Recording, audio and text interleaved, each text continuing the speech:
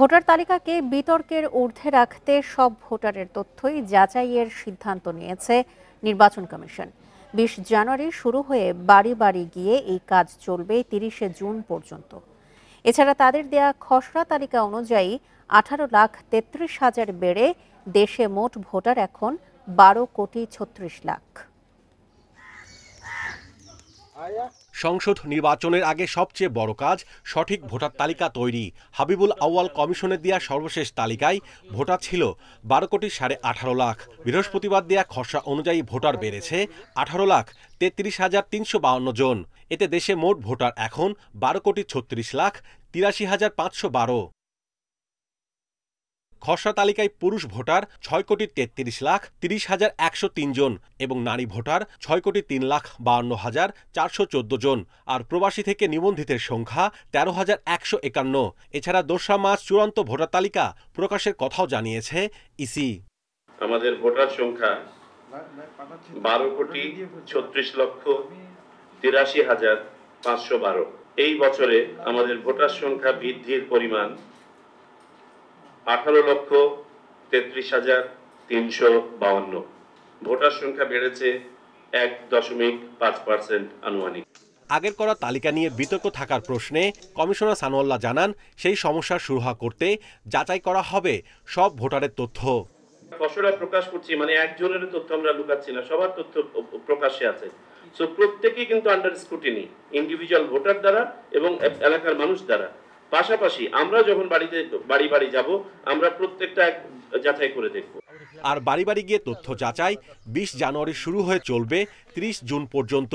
প্রয়োজনে নির্বাচনের আগে ভোটার তালিকা নিয়ে অধ্যাদেশ জারি হবে বলেও জানান তিনি। যদি দেখি যে একটা উল্লেখযোগ্য সংখ্যক ভোটার বয়প্রাপ্ত হয়ে গেছেন ভোটের আগে, তাহলে প্রয়োজনে অর্ডিন্যান্স জারি করে তাদেরকে ভোটার তালিকায় সন্নিবেশ করা যায় কিনা এই সম্ভাবনাটা আমরা যাচাই করে দেখব। খসড়া এই তালিকা নিয়ে দাবি আপত্তি গ্রহণের শেষ দিন ১৭ জানুয়ারি, যার নিষ্পত্তি হবে ৩০ জানুয়ারির মধ্যে। এই কমিশন দায়িত্ব গ্রহণের পরে মাহমুদুল হাসান, ইন্ডিপেন্ডেন্ট নিউজ, ঢাকা। শুধু নিজের স্বার্থে নয়, জনগণের সেবায় ব্যবসা করা উচিত বলে জানিয়েছেন প্রধান উপদেষ্টা প্রফেসর মোহাম্মদ ইউনূস।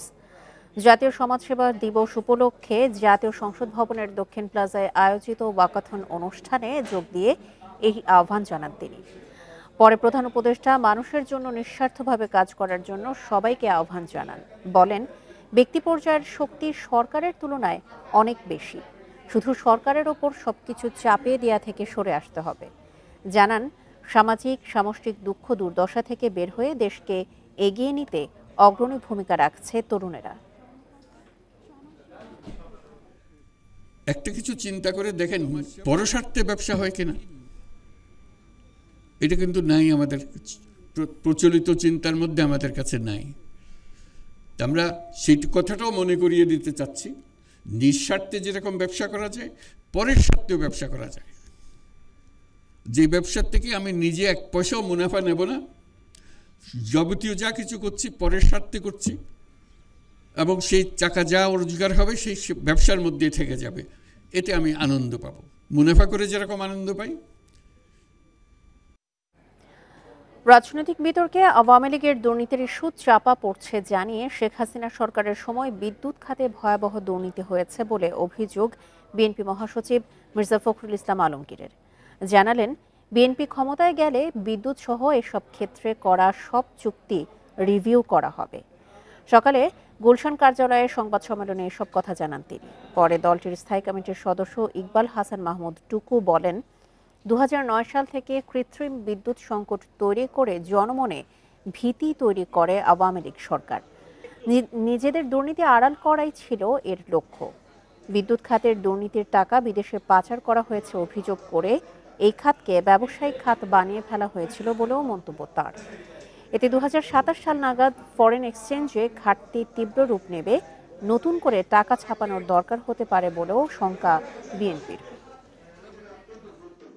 এই কথাগুলো না বললে আপনার আওয়ামী লীগের যে দুর্বৃত্তায়ন এবং আওয়ামী লীগের ধ্বংস করে দিয়েছে দেশটাকে, এটাকে আমি আমার যে ভাষায় বলতে যে ফোকলা করে দিয়েছে, এটা কিন্তু মানুষ আস্তে আস্তে ভুলে যাবে।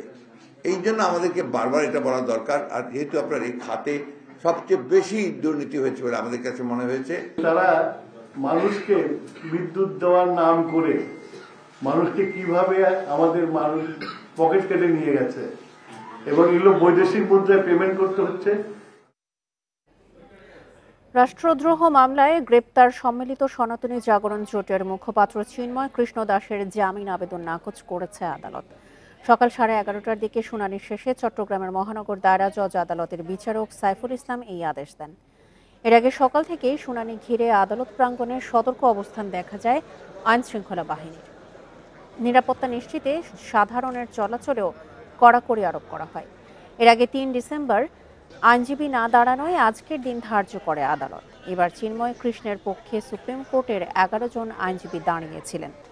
জাতীয় পতাকা অবমাননার অভিযোগে শাহজালাল বিমানবন্দর এলাকা থেকে 25শে নভেম্বর গ্রেপ্তার হন চিন্ময় কৃষ্ণ দাস। পরে 26শে নভেম্বর তার জামিন আবেদন নাকচ হলে আদালত চত্বরে সংঘর্ষে নিহত হন এক আইনজীবী। আজকে জামিন শুনানি হয়েছে, রাষ্ট্রপক্ষ আপত্তি দিয়েছেন, বলেছেন যে এটা রাষ্ট্রদ্রোহী মামলা, এটা যাবজ্জীবন সাজা, এই কারণে শুনানি আনতে জামিন নামঞ্জুর হয়েছে। আমাদের পরবর্তী কার্যক্রম আইন অনুযায়ী আমরা উচ্চ আদালতে এটা উপস্থাপন জামিন পিটিশনটা আমরা আমাদের কথা বলেছি, পতাকা কোনো অবমাননা হয়নি, এতটুকু কথা। চলতি মাসেই আসছে একাধিক শৈত্যপ্রবাহ। দিনের ও রাতের তাপমাত্রার পার্থক্য কম থাকার কারণে বাড়বে শীতের অনুভূতি। জানুয়ারির মাঝামাঝি হতে পারে বৃষ্টিও জানিয়েছেন আবহাওয়া অফিস। সারা দেশের মতো রাজধানী ঢাকাতেও জেঁকে বসেছে তীব্র শীত। সেই সঙ্গে হিমেল বাতাস শীতের অনুভূতি আরও বাড়িয়ে দিয়েছে। বেলা বাড়লেও দেখা নেই সূর্যের। শীতের তীব্রতা বাড়ায় বিপাকে পড়েছে নিম্ন আয়ের মানুষ। আবহাওয়া অফিস জানায়, আজ রাজধানীতে তাপমাত্রা 13 ডিগ্রি সেলসিয়াস। 10 জানুয়ারির পর উত্তর ও মধ্যাঞ্চলে মৃদু থেকে তীব্র শৈত্যপ্রবাহের শঙ্কা রয়েছে। এছাড়াও মাসের মাঝামাঝি বৃষ্টির সম্ভাবনাও রয়েছে।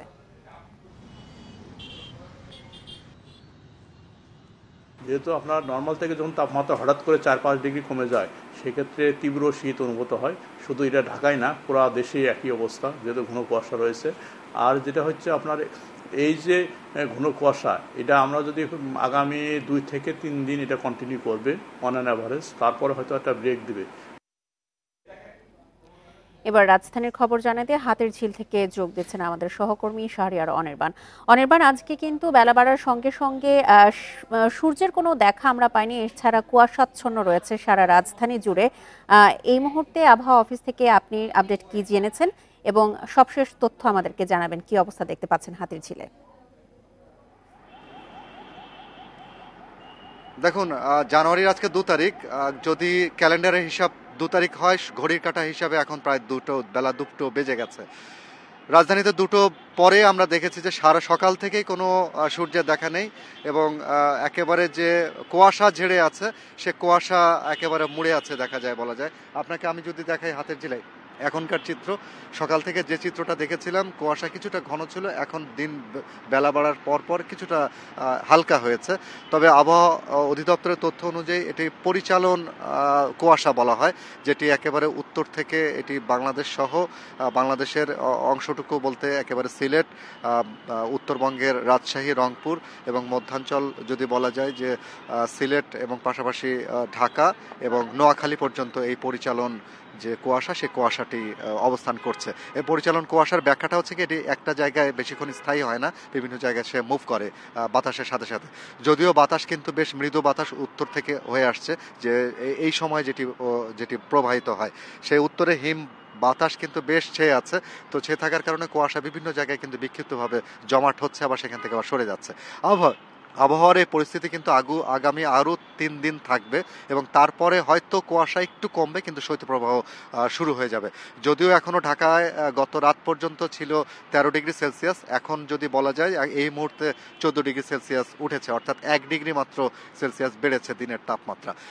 আমরা সাধারণত জানি যে জানুয়ারি একেবারেই সবসময় সব থেকে শীতপ্রবণ মাস হয়ে থাকে। এই মাসে গড় দিনের তাপমাত্রা প্রায় 20 থেকে 25 ডিগ্রি সেলসিয়াসের উপরে ওঠানামা করে, কিন্তু কিন্তু আজকে যেটা দেখা গেছে সেটি কিন্তু রাতের তাপমাত্রা থেকে মাত্র 1 ডিগ্রি সেলসিয়াসের তারতম্য আমরা দেখেছি।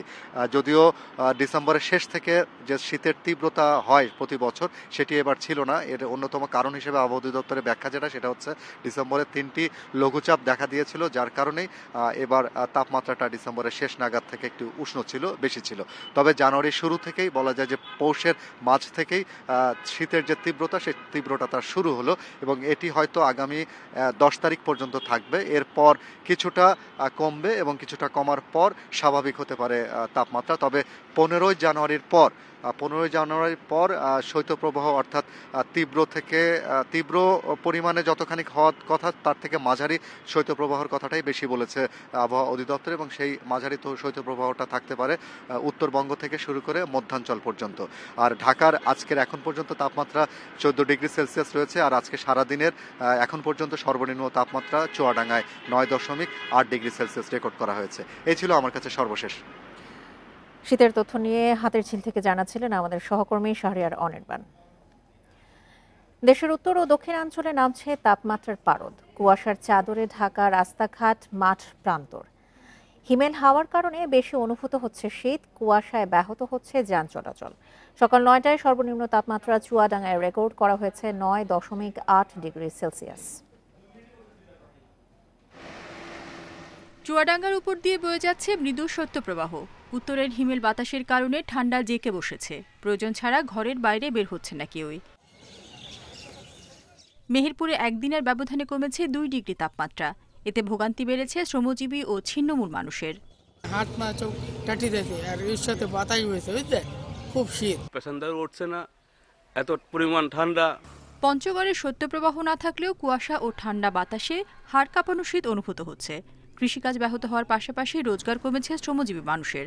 যে কনকনে শীতে বাতাস বইতেছে, তবুও আমাদের পঞ্চগড় থেকে তেঁতুলিয়া আমাদের কাজে চাপে আমাকে যেতে হচ্ছে, কিন্তু আমি তবুও হাত মোজা পরে আছি, কিন্তু সাধারণ পাবলিক কি করবে। দিনাজপুরে গত 3 দিন ধরে দেখা মিলছে না সূর্যের। ঘন কুয়াশায় দিনের বেলাতেও হেডলাইট জ্বালিয়ে চলাচল করছে যানবাহন। একই অবস্থা রংপুর, ঠাকুরগাঁও ও নীলফামারীতেও। শীতের তীব্রতা বাড়ায় বিপাকে খেটে খাওয়া মানুষ। এখন শীত কয়েকদিন ধরে খুব বেশি, এমন শীত মানুষ আগুন ছাড়া বাঁচতে পারে না। প্রচুর ঠান্ডা, ঠাকুরগাঁও ঘর থেকে বাইরে হওয়া যায় না। রাত থেকে এখন পর্যন্ত মনে করেন আপনার কুয়াশা দিয়ে ঢাকানো, কিছুই দেখা যাচ্ছে না। মেঘলা আকাশ ও ঘন কুয়াশায় শীতের তীব্রতা বেড়েছে বরিশালেও। দুপুর পর্যন্ত দেখা মিলছে না সূর্যের। দিনের তাপমাত্রা আরও কমার পূর্বাভাস দিয়েছে আবহাওয়া অফিস। রেশমি নন্দী, ইন্ডিপেন্ডেন্ট নিউজ। শীত পরিস্থিতি নিয়ে আরো জানাতে চুয়াডাঙ্গা থেকে যোগ দিচ্ছেন আমাদের সহকর্মী মানিক আকবর। মানিক আকবর, আজকে তো চুয়াডাঙ্গার সর্বনিম্ন তাপমাত্রা 9.8 ডিগ্রি সেলসিয়াস। শীতের প্রভাব কেমন দেখছেন সেখানে? আর শীতজনিত রোগীর সংখ্যা কেমন হাসপাতালগুলোতে? চিকিৎসকরা কি বলছেন?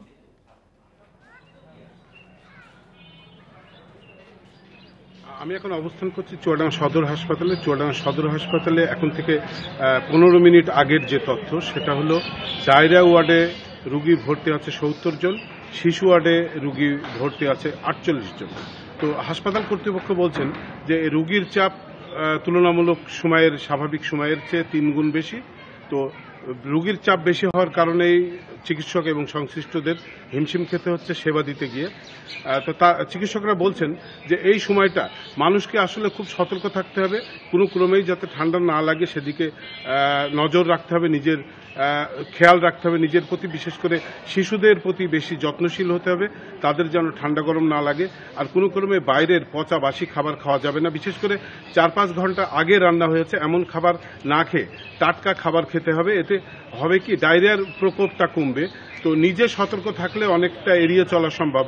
তো চিকিৎসকরা বলছেন এই সতর্কতার পাশাপাশি কেউ যদি কোনো কারণে অসুস্থ বোধ করেন তাকে দ্রুত হাসপাতালে আসতে হবে এবং চিকিৎসকের পরামর্শ নিতে হবে। তো চিকিৎসকরা বলছেন যে যেহেতু এই শীত মৌসুমে শীতজনিত রোগের প্রকোপ বেড়ে যায়, যারা বয়স্ক তারা শ্বাসকষ্টে ভোগেন, এই কারণে এই সময়টা খুব সতর্ক এবং কোনো ক্রমে গাফিলতি করা যাবে না। আর চুয়াডাঙ্গা আবহাওয়া অফিসের কর্মকর্তাদের সাথে আমি কথা বলেছিলাম, তারা বলছেন যে সাধারণত অতীতের যে পরিসংখ্যান সেই পরিসংখ্যান থেকে দেখা যায় যে সবচেয়ে শীতকালে সবচেয়ে নিচের তাপমাত্রা নেমে আসে সেটা জানুয়ারি মাসে। এবারও জানুয়ারির একেবারেই শুরুতে, তার মানে আজকে 2 তারিখ, এই সময়ে তাপমাত্রা কিন্তু 10 ডিগ্রির নিচে নেমে চলে এসেছে। তো এই অবস্থা এখানকার আবহাওয়া কর্মকর্তারা বলছেন এই অবস্থা আরো বেশ 3-4 দিন থাকতে পারে। তারপরে কি হবে জানাবেন। দক্ষিণ পশ্চিমাঞ্চলের অন্যান্য যেসব জেলা রয়েছে, মেহেরপুর, কুষ্টিয়া সহ অন্যান্য যেসব জেলা রয়েছে, সেগুলোর কোনো তথ্য কি আপনার কাছে আছে কিনা? এছাড়া যে ফসলের ক্ষতি হয়ে থাকে এই বিষয়ে একটুখানি জানাবেন আমাদেরকে। এই বিষয়ে আমি বলবো, এখানে আমার চুয়াডাঙ্গার পাশের জেলা ঝিনাইদহ এবং মেহেরপুর, সেখানকার আবহাওয়াও এমন, সেখানকার তাপমাত্রাও নিচের দিকে নেমে এসেছে এবং সেখানকার মানুষও কষ্টে আছে, শীতজনিত কষ্টে। তো আর চিকিৎসা হচ্ছে কৃষি সংক্রান্ত তথ্য যেটা, সেটা হচ্ছে যারা খুব সকালে মাঠে এসে কাজ করেন তারা বলছেন যে এই শীতে তারা মাঠে কাজ করতে পারছেন না। এখন বীজতলা এবং অন্যান্য ফসলের পরিচর্যার সময় বীজতলায় সারা রাতের যে কুয়াশা পড়ে থাকে সেটা পরিষ্কার করা দরকার। পরিষ্কার না করলে বীজতলা নষ্ট হয়ে যায়। এই কারণে খুব সকালে কৃষকদের মাঠে আসতে হয়, কিন্তু কৃষকরা এই সকালে মাঠে আসতে পারছেন না। এই চিত্র কিন্তু শুধু চুয়াডাঙ্গা না, চুয়াডাঙ্গা, মেহেরপুর, ঝিনাইদহ এবং পাশের জেলাগুলোতে। এর পাশাপাশি আপনাকে অসংখ্য ধন্যবাদ। চুয়াডাঙ্গা থেকে শীত পরিস্থিতির সবশেষ তথ্য নিয়ে জানাচ্ছিলেন আমাদের সহকর্মী মানিক আকবর। শীত এলেই বেড়ে যায় কচ্ছপ শিকার ও পাচার। চাঁদপুর, কুমিল্লার জলাধার থেকে ধরে এদের নেওয়া হয় দিনাজপুর, বগুড়ায়। সম্প্রতি বন বিভাগের বেশ কয়েকটি অভিযানে প্রায় 30 মণ কচ্ছপ উদ্ধার করে বন বিভাগ। বন্যপ্রাণী অপরাধ ইউনিট বলছে, শুকনো মৌসুমে জলাশয়ের পানি শুকিয়ে এলে একটি চক্র নামে কচ্ছপ ও পরিযায়ী পাখি শিকারে। অপরিচিত পরিবেশ, তাই অবাক চোখে চারপাশ দেখে ফিরছে কড়িকাট্টা কচ্ছপ। নিজ আবাস জলাশয় থেকে আশ্রয় হয়েছে ইট সিমেন্টের মেঝেতে। বন বিভাগের বন্যপ্রাণী উদ্ধার কেন্দ্রে আরও আছে হলুদ সন্ধি কচ্ছপ, যা রাতের বাসে উত্তরবঙ্গে পাচার হচ্ছিল। সম্প্রতি চাঁদপুর, কুমিল্লায় মাছের আড়তে অভিযান চালিয়ে 3 প্রজাতির কচ্ছপ উদ্ধার করে বন্যপ্রাণী অপরাধ দমন ইউনিট। কুচিয়া ব্যবসার সাথে সম্পৃক্ত আছে, তাদের সাথে এই কচ্ছপ ধরার কিছু লোক থাকে আলাদা, তারা আসলে প্রতি বছর একটা কন্টাক্টে থাকে। কুমিল্লা, চাঁদপুরে বিভিন্ন খাল, বিল, নদী নালার এই ভিতর থেকেই এদেরকে ধরা হয়। পাচারের সময় গেল 15 দিনে প্রায় 30 মণ কচ্ছপ উদ্ধার হয়েছে। বন বিভাগ বলছে, শীতে খালবিল শুকিয়ে গেলে কচ্ছপ শিকারে নামে একটি চক্র, যাদের সাথে দেশের বিভিন্ন প্রান্তে পাচারকারীদের যোগাযোগ রয়েছে। জলাশয় থেকে এসে মাটির নিচে থাকবে এবং ডিম পাড়বে। যারা ধরে তারা এখন ওই যে গুছি দিয়ে এগুলির এভাবে গর্ত ইয়ে করে এগুলি হারভেস্ট করে। সুতরাং এগুলির মুভমেন্ট আমাদের দেশে এক এলাকা থেকে আরেক এলাকা হতে পারে, অথবা প্রতিবেশী দেশেও যেতে পারে। শীতের শুরুতে পরিযায়ী পাখির আনাগোনা বাড়ে। বিশেষ করে সরালি, বক ও হাঁস প্রজাতির পাখি জলাশয়ে দেখা যায় বেশি। এই সুযোগে পাখি শিকারীরা সক্রিয় হয়ে ওঠে। এরা উচ্চ মূল্যে এসব বিক্রি করে অভিজাত রেস্তোরাঁয়। পাখিগুলো দেখেন আপনি, সাইজটা কিন্তু খুবই ছোট, প্রায় 200 গ্রাম মাংস হবে না। তো এই 200 গ্রাম মাংসের জন্য কিন্তু মানুষ 1500 টাকা আপনার সহজেই খরচ করছে। কিন্তু আপনি দেখেন একটা হাঁস যদি আপনি কিনেন 500 টাকায় কিন্তু আপনি 1200-1300 গ্রামের একটা দেশি হাঁস পেয়ে যাবেন। পাখি ও কচ্ছপ শিকার, বেচা বিক্রি ও খাওয়া দণ্ডনীয় অপরাধ। বন্যপ্রাণী সংরক্ষণ আইনে লাখ টাকার জরিমানা অথবা 1 থেকে 5 বছরের জেলও হতে পারে। Shahriar Anirban, independent news, Dhaka. পোষ্য কোটা বাতিলের দাবিতে রাজশাহী বিশ্ববিদ্যালয়ের প্রশাসনিক ভবনে তালা দিয়ে বিক্ষোভ করছেন শিক্ষার্থীরা।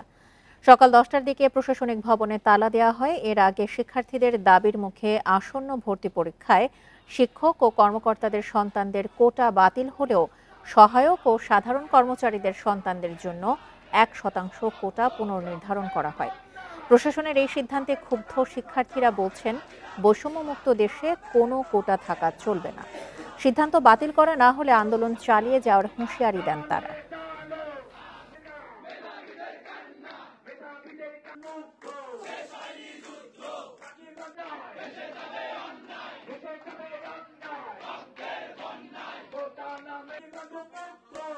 পোষ্য কোটা তথা বাবার কোটার নামে যা চলছে, এটা একটা পরিবারতন্ত্রের মতোই। তারা দেখা যাচ্ছে যে ন্যূনতম পাস মার্ক না পেয়ে বিশ্ববিদ্যালয়ে ভর্তি হচ্ছে। ন্যূনতম পাস মার্ক ছিল 40, সেখানে 19.5-এও পোষ্য কোটা রেখেছে। এই ক্যান্সারের বীজের মতো এই যে মেধাবীদের সাথে যেই প্রহসন, এটা এই পরিবারতন্ত্র যে এতদিন ছিল, এটারই বিচার করা উচিত। এ বিষয়ে বিস্তারিত জানাতে রাজশাহী থেকে যোগ দিচ্ছেন আমাদের সহকর্মী মোস্তাফিজুর রহমান। মোস্তাফিজুর, আপনি সবশেষ আমাদের জানিয়েছিলেন প্রশাসনের কেউ বা শিক্ষকরা শিক্ষার্থীদের সাথে এখনো যোগাযোগ করেননি, এখনো কি সেই অবস্থাতেই বিক্ষোভ চলছে?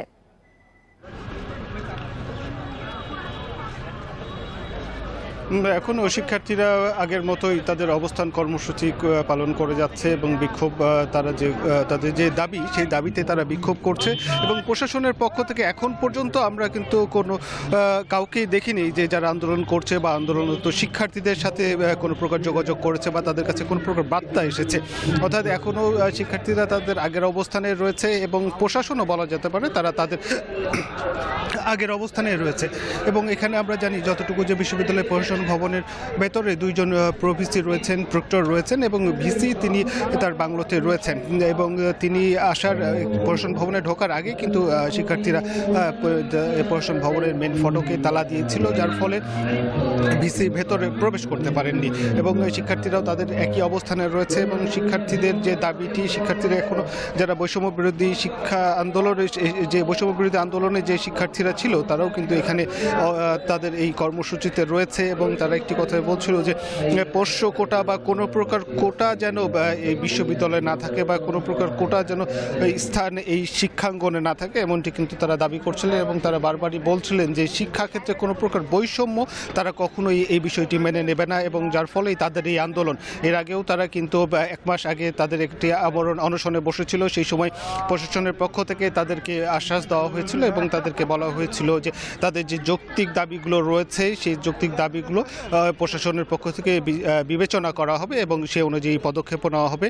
এর আগে কিন্তু রাজশাহী বিশ্ববিদ্যালয়ে 4% যে কোটার বিষয়টি ছিল, এরপরে গতকালকে একটি সিদ্ধান্তে সেটি 1%-এ নামিয়ে নিয়ে আসা হয় এবং সেক্ষেত্রে এখানে যে আগে যেমন বিশ্ববিদ্যালয়ের শিক্ষক, কর্মকর্তা, কর্মচারী সবাই এই কোটার অন্তর্ভুক্ত ছিল, এখন যেটি রয়েছে গতকালকে সিদ্ধান্ত অনুযায়ী যে 1% কোটার কথা বলা হয়েছে, সেখানে বলা হয়েছে শুধুমাত্র তৃতীয় এবং চতুর্থ শ্রেণীর যারা কর্মচারী রয়েছেন তারা এই কোটার আওতায় আসবেন, তাদের ছেলে মেয়ে যারা আছে তারা আসবেন। কিন্তু এখানে শিক্ষার্থীরা বলছিলেন যে এখানে কোনো প্রকার কোটার থাকবে না এবং যারা এখানে ভর্তি হবেন তারা মেধার ভিত্তিতেই তারা এখানে ভর্তি হবেন এবং মেধার প্রকৃত মূল্যায়ন যেন হয়, সেই কারণেই মূলত তাদের এই আন্দোলন কোনো ব্যক্তি বা কোনো গোষ্ঠীর বিরুদ্ধে নয়।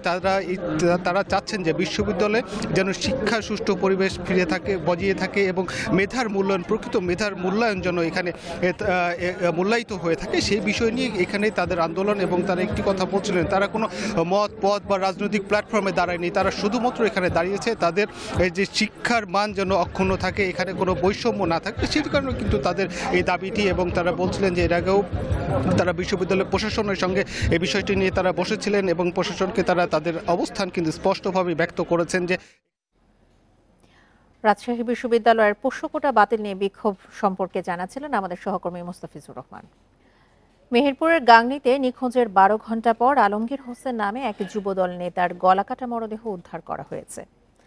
সকালে শহরবাড়িয়া কামারখালী মাঠ থেকে হাত বাঁধা অবস্থায় মরদেহ পাওয়া যায়। নিহত আলমগীর হোসেন গাংনী পৌরসভার 1 নম্বর ওয়ার্ড যুবদলের সভাপতি ছিলেন।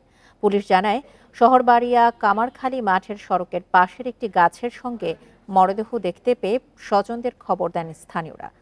ঘটনাস্থল থেকে হাতে লেখা একটি চিঠি উদ্ধার করা হয়।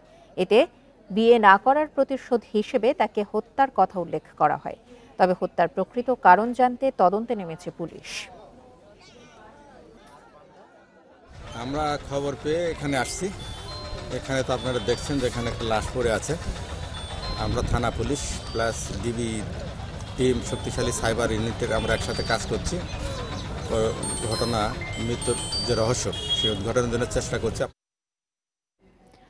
রেস্তোরাঁয় খেতে, পোশাক কিনতে কিংবা বিমান ভ্রমণে বাড়তি খরচ করতে হবে ভোক্তাদের। এসব পণ্য ও পরিষেবার ওপর কর বাড়ানোর পরিকল্পনা নিয়েছে সরকার। সংশ্লিষ্টরা বলছেন এনবিআর এর ভ্যাট বাড়ানোয় মূল্যস্ফীতি বাড়তে পারে, চাপে পড়বেন উদ্যোক্তা ও ক্রেতারা। চড়া নিত্যপণ্যের বাজারে ক্রমে ভারী হচ্ছে খরচের বোঝা। এবার ভালো রেস্তোরাঁয় খেতে, কেনাকাটা কিংবা ঘুরতেও বাড়তি টাকা গুনতে হবে। আন্তর্জাতিক মুদ্রা তহবিলের সুপারিশে রেস্তোরাঁয় ভ্যাট 5% থেকে 15% করার পরিকল্পনা নিয়েছে এনবিআর। নন এসি হোটেলের ভ্যাট 7.5% থেকে বাড়িয়ে দ্বিগুণ করা হচ্ছে। ব্র্যান্ডের পোশাক, মিষ্টির দোকানেও গুনতে হবে 15% কর, যা আগে ছিল 7.5%। ফলে ভোক্তাদের পাশাপাশি চাপ বাড়বে ব্যবসায়ীদেরও। ডিটারজেন্ট, সাবান, তামাক আমদানিতেও সম্পূরক শুল্ক বাড়ানোর সুপারিশ করা হয়েছে। বিমানের টিকিট, ড্রাইভিং লাইসেন্স করতেও ব্যয় বাড়বে। বর্তমানে যে বাজেট, যে বেতন, আমাদের যে এটা দিয়ে বর্তমানে সংসার চালাতে অনেক কষ্ট হচ্ছে। ইনকাম তো আর বাড়ে নাই, ইনকামের থেকে বাজারের দাম বেশি। অর্থনীতিবিদেরা বলছেন, সরকার কর বাড়ালেও রাজস্ব আদায় প্রক্রিয়া স্বচ্ছ হতে হবে। উচ্চ মূল্যস্ফীতির এ সময়ে সাধারণ মানুষ যাতে বেশি ক্ষতিগ্রস্ত না হয় সেদিকেও নজর দিতে হবে। সব রেস্টুরেন্টে কিন্তু ইলেকট্রনিক ফিসক্যাল ডিভাইস নাই। যদি ইলেকট্রনিক ফিসক্যাল ডিভাইস থাকে, অটোমেশনের আওতায় যদি না আনে, তাহলে এইটা সরকারের একচেকারে এই টাকাগুলো পৌঁছবে কিনা সেটা নিয়ে অনেক সময় কিন্তু প্রশ্ন থাকে, যে জনগণ ভ্যাট দিচ্ছে কিন্তু সেই ভ্যাটটা সরকারি কোষাগারে যাচ্ছে কিনা, সেটাও কিন্তু প্যারালালি কাজ করতে হবে। আগামী কয়েকদিনের মধ্যে 43 ধরনের পণ্য ও সেবায় 15% ভ্যাট আরোপের প্রজ্ঞাপন জারি হবে বলে জানিয়েছে NBR. Shahid Ahmed, independent news, Dhaka. আইএমএফের প্রস্তাবে নয়, রাজস্ব বাড়াতেই কর বাড়ানোর কথা ভাবা হচ্ছে। তবে এতে নিত্যপণ্যের দামে কোনো প্রভাব পড়বে না বলে জানিয়েছেন অর্থ উপদেষ্টা ডক্টর সালেহ উদ্দিন আহমেদ। দুপুরে সচিবালয়ে নতুন বছরের ক্রয় সংক্রান্ত উপদেষ্টা পরিষদের বৈঠক শেষে এসব কথা জানান তিনি। বলেন, 3 স্টারের ওপরের হোটেল সহ 43 ধরনের পণ্য ও সেবায় 15% ভ্যাট আরোপ হলে নিম্নবিত্তের সমস্যা হবে না বলেও মত তাঁর। এক প্রশ্নের জবাবে জানান, নতুন অর্থ বছরে ব্যাংক খাত সহ অর্থনীতিতে স্বস্তি ফিরবে। বিমান ভাড়ায় ভ্যাট কিছুটা বাড়ালেও সেটি অনেক দেশের তুলনাতেই কম থাকবে। শিক্ষা, স্বাস্থ্য ও তথ্য প্রযুক্তি খাতে বরাদ্দ বাড়ানোর উদ্যোগের কথাও জানান উপদেষ্টা। বলেন, হঠাৎ করে আয়কর ও কোম্পানি কর বাড়ানো সম্ভব নয় বলেই এই কর বাড়ানোর প্রস্তাব। মেইন আমাদের ওয়েটটা ইন্ডিকেটরসগুলো হলো চাল, ডাল, এইগুলো আপনারা জানেন। আমরা যে সমস্ত জিনিসের দাম বাড়িয়েছি ওগুলোর ভেরি ইনসিগনিফিক্যান্ট পার্ট অফ আমাদের ইনফ্লেশন বাজেটে। এটা 1 নাম্বার। দ্বিতীয়ত, বাংলাদেশ আর রেস্টুরেন্টের দাম বাড়িয়েছি 3 তারকার উপরে। বিদায়ী বছরের সবল ব্যাংকগুলোর পরিচালন মুনাফা বেড়েছে অস্বাভাবিক হারে। ওয়ান ব্যাংকের মুনাফায় প্রবৃদ্ধি শতভাগেরও বেশি। ট্রেজারি বিল, বন্ডে বিনিয়োগ ও ডলার বেচা কেনার মাধ্যমেই মূলত ব্যাংকগুলোর এই মুনাফা। মূল্যস্ফীতি নিয়ন্ত্রণে সুদ হার বাড়ানোর সুবিধা জনসাধারণ না পেলেও ভালোভাবেই ঘরে তুলেছে ব্যাংকগুলো। আইএমএফের পরামর্শে মূল্যস্ফীতি নিয়ন্ত্রণে দফায় দফায় ঋণের সুদ হার বাড়িয়েছে বাংলাদেশ ব্যাংক। নীতি সুদ হার 5 থেকে বাড়িয়ে এখন 10%। এ পন্থার সুফল সাধারণ মানুষ না পেলেও পেয়েছে দেশের ব্যাংক খাত। চলমান আর্থিক সংকটের মধ্যেও বিদায়ী বছর পরিচালন মুনাফা বেড়েছে বেশিরভাগ ব্যাংকের। 129.91 বেড়েছে ওয়ান ব্যাংকের পরিচালন মুনাফা। 2023 সালে ব্যাংকটির পরিচালন মুনাফা ছিল 361 কোটি টাকা, এবার তা হয়েছে 850 কোটি টাকা। 72 ভাগের বেশি বেড়ে 2400 কোটি টাকা হয়েছে ব্র্যাক ব্যাংকের পরিচালন মুনাফা। 2023 সালে এ মুনাফা ছিল 1393 কোটি টাকা। রেকর্ড 2375 কোটি টাকা পরিচালন মুনাফা পূবালী ব্যাংকের। প্রবৃদ্ধি 51.66%। ব্যাংকটিতে 14,500 কোটি টাকার আমানত বেড়েছে। সিটি ব্যাংকের পরিচালন মুনাফা হয়েছে 2287 কোটি টাকা। ডাচ বাংলা ব্যাংকের 2285 কোটি টাকা। এছাড়া পরিচালন মুনাফা বেড়েছে Asia eastern, mutual trust, Exim, one, mercantile, মেঘনা ও শাহজালাল ইসলামী ব্যাংকের। হাতে টাকা থাকা ব্যাংকগুলোর বেশিরভাগই সরকারি ট্রেজারি বিল বন্ডে বিনিয়োগ করেছিল। তারা 5 থেকে 6% সুদে টাকা জমা নিয়ে সেই টাকা 12 থেকে 13% সুদে ট্রেজারি বিল বন্ডে বিনিয়োগ করেছে। এই সুদের পার্থক্যই ব্যাংকগুলোর মুনাফা অনেক বাড়িয়েছে বলে মনে করছেন বিশ্লেষকরা। অনিয়ম, দুর্নীতি ও সুশাসনের তীব্র ঘাটতির কারণে গত 1.5 দশক ধরেই দেশের ব্যাংক খাত ধারাবাহিকভাবে দুর্বল হয়েছে। তবে 2024 সাল ছিল ব্যাংক খাতের জন্য ইতিহাসের সবচেয়ে নাজুক বছর। 5 আগস্ট শেখ হাসিনা সরকারের পতনের পর ব্যাংক খাত সংস্কারের উদ্যোগ নেয় কেন্দ্রীয় ব্যাংক। ইফাতারা, independent news. নানা সংকটের মধ্যেও দেশের রপ্তানি খাত ইতিবাচক অবস্থানে। গত 3 মাসে $400 কোটি বেশি মূল্যের পণ্য রপ্তানি হওয়ায় সামগ্রিক প্রবৃদ্ধি বেড়েছে। এতে চলতি 2024-25 অর্থ বছরের প্রথমার্ধে পণ্য রপ্তানিতে প্রবৃদ্ধি 12.5%। জাতীয় রাজস্ব বোর্ড এনবিআর থেকে এসব তথ্য পাওয়া গেছে। এই হিসাবে ইপিজেড এর প্রচ্ছন্ন ও নমুনা রপ্তানির তথ্যেও যুক্ত আছে। চলতি অর্থ বছরের প্রথম 6 মাসে $2,462 কোটি পণ্য রপ্তানি হয়েছে, যা আগের অর্থ বছরের একই সময়ের চেয়ে 12.52 ভাগ বেশি। ব্যবসায়ীরা বলছেন, বিশ্বজুড়ে ভূ রাজনৈতিক এবং মুদ্রাস্ফীতির ধাক্কা কাটিয়ে আবারও তৈরি পোশাকের ব্যবসায় ফিরতে শুরু করেছে। বৈষম্য বিরোধী ছাত্র আন্দোলনে আহত রাইসুর রহমান রাতুলকে 1 লাখ টাকার সহায়তা দিয়েছে বর্ডার গার্ড বাংলাদেশ বিজিবি। সকালে সংস্থাটির সদর দপ্তরে এই চেক তুলে দেন বিজিবির অতিরিক্ত মহাপরিচালক ইয়াসির জাহান হোসেন। সম্প্রতি জুলাই আন্দোলনে আহত রাতুলের উত্তরার ফুড কার্ট চালুর খবর আসে সামাজিক যোগাযোগ মাধ্যমে। সেটি নজরে আসে বিজিবির। এতেই মহাপরিচালকের 100 জন আহতকে সহায়তার অংশ হিসেবে রাতুলকে এই সহায়তা দেওয়া হলো। এর আগে 8 ডিসেম্বর বিজিবি হাসপাতালে চিকিৎসাধীন 42 জন ছাত্র জনতার মধ্যে 7 জনকে অনুদান ও বিকল্প কর্মসংস্থান করে দেন তারা। এছাড়া দেশের বিভিন্ন স্থানে আহতদের অনুদান পুনর্বাসনের কাজও শেষ দিকে বলে জানান বিজিবির অতিরিক্ত পরিচালক।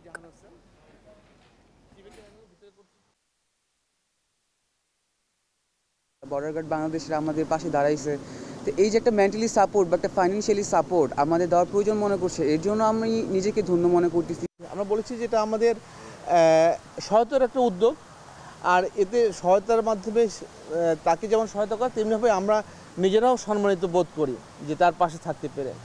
আমাদের উদ্যোগ সবসময়ই এটা চলমান থাকবে।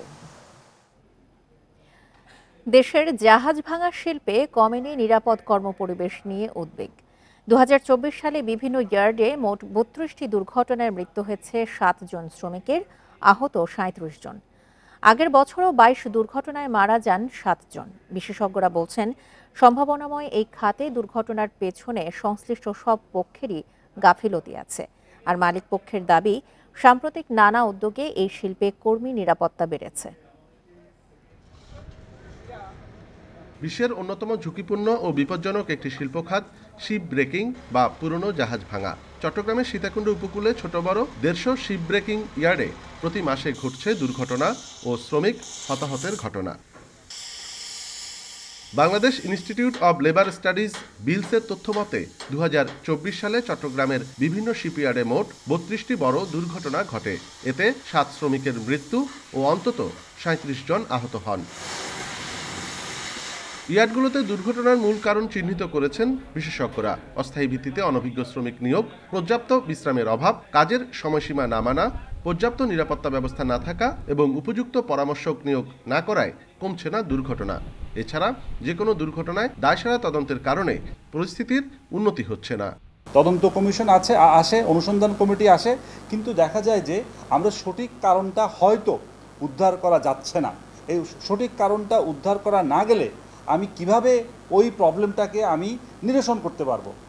একটি বেসরকারি সংস্থার গবেষণা বলছে, গেল 1 দশকে শিপ ব্রেকিং ইয়ার্ডে দুর্ঘটনায় অন্তত 146 জন শ্রমিকের মৃত্যু হয়েছে। এর মধ্যে 2024 সালে আন্তর্জাতিক সনদপ্রাপ্ত একটি গ্রিন ইয়ার্ডে বিস্ফোরণে 6 জনের মৃত্যু নতুন সংখ্যার জন্ম দিয়েছে। গ্রিন ইয়ার্ডগুলোতে সাধারণত দেশি বিদেশি সার্ভেয়ার প্রতিষ্ঠানের কঠোর নজরদারি থাকে। এদিকে মালিক পক্ষের দাবি, ইয়ার্ডে দুর্ঘটনাজনিত সংকট কমেছে। আমাদের সংকট নেই, কারণ শ্রমিক তো অনেক কম লাগে, সংকটের কোনো কারণ নেই। দুর্ঘটনা অনেক আগে থেকে কমে গেছে, কারণ যেইটা এখন অত্যাধুনিক হয়ে গেছে। শিপ ব্রেকিং ইয়ার্ডগুলোকে নিরাপদ করতে সরকারের সহযোগিতার অভাব আছে বলেও অভিযোগ খাত সংশ্লিষ্টদের। ইন্টারন্যাশনাল রুলস রেগুলেশন কমপ্লাই করতে হলে অনেক সময় অনেকগুলো জিনিসকে ইম্পোর্ট করতে হলে রিকোয়ারমেন্ট যা আছে ওটা না ভেঙে একটু ফাস্টার করার হলো গিয়ে একটা আমাদের সরকারের কাছে চাহিদা। বর্তমানে দেশে 4টি ইয়ার্ড নিরাপদ গ্রিন সনদ পেয়েছে। নতুন বছরে আরও 12 থেকে 14টি ইয়ার্ডের সনদ পাওয়ার কথা রয়েছে। অনুপম শীল, ইন্ডিপেন্ডেন্ট নিউজ, চট্টগ্রাম। আর এ ছিল এখনকার মতো বিরতিহীন সংবাদ দুপুরে। ধন্যবাদ সবাইকে।